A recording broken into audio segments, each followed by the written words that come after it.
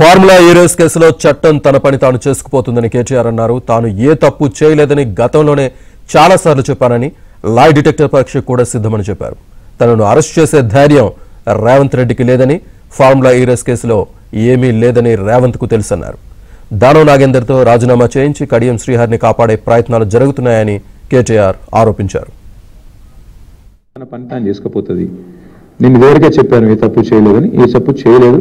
నేను ఈ lie detector టెస్ట్కే ready అని ఏం చెప్తా అంతకంటే ఊరికి ఎన్నిసార్లు చెప్పిస్తారు నా అన్నమాట. ఇప్పుడు నేను అనుమతి ఇచ్చినా ఎవరేం చేసినా చట్టం తన పని తాను చేసుకుపోతుంది. మా పని మేము చేసుకుపోతాం. ఏముంది అలా ఇచ్చొచ్చినాం.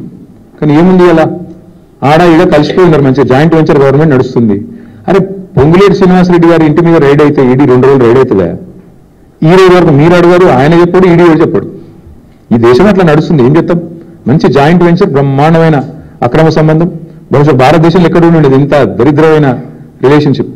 అట్లాంటివి నడుస్తుంది రాష్ట్రంలో. మొత్తం తన పని తాను చేసుకుపోతుంది.